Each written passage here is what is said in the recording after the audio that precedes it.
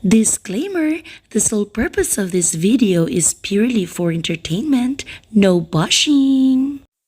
Uy, auntie, uncle, ito na yung sagot na sinasabi ko sa inyo. Bakit nila tinawag ito na Death Railway? Ayan, makinig kayo. Ayan, alam nyo, ayoko talaga magtagalog. Pero alam mo, mahal ko yung mga friends ko na Tagalog. Kaya magtagalog tayo dito, ha? Kahit nahirapan ako sa kalisod, gagawin ko dahil mahal na mahal ko kayong lahat. Char, tatakbo ka ba ng Mayor Babin? Hindi ako tatakbo ng kahit ano. Ang tatakbuhan ko lang papunta sa puso ni Uncle.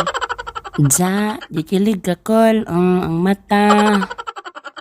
Oh, but anyway, mamaya na yung mga kilig-kilig. Hindi tayo mabubusog dyan. Mag-history muna tayo, guys. Ha, mamaya na yung mga kilig-kilig dyan. Oh, eto na. Magsimula na si Babin. Makinig na.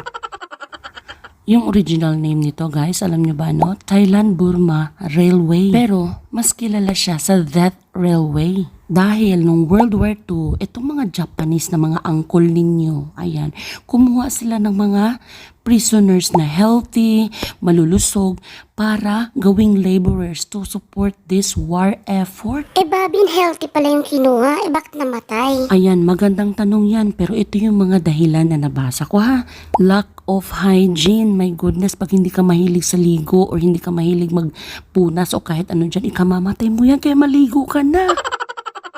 Hindi, seryoso talaga ako. Lack of hygiene. Ito pa, inadequate medical supplies. So kung magkasakit sila, walang provided na medicines.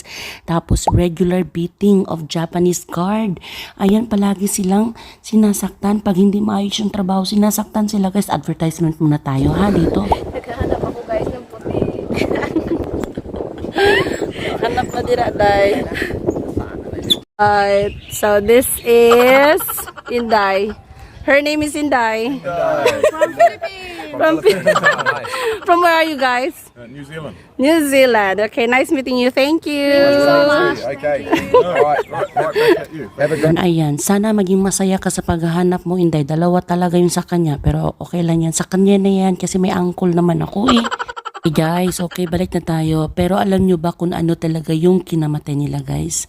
Yung severe tired, exhaustion sa trabaho. Dahil ang bigat niya, no? Mas pinapalo ka pa. Talagang mamamatay ka talaga niyan.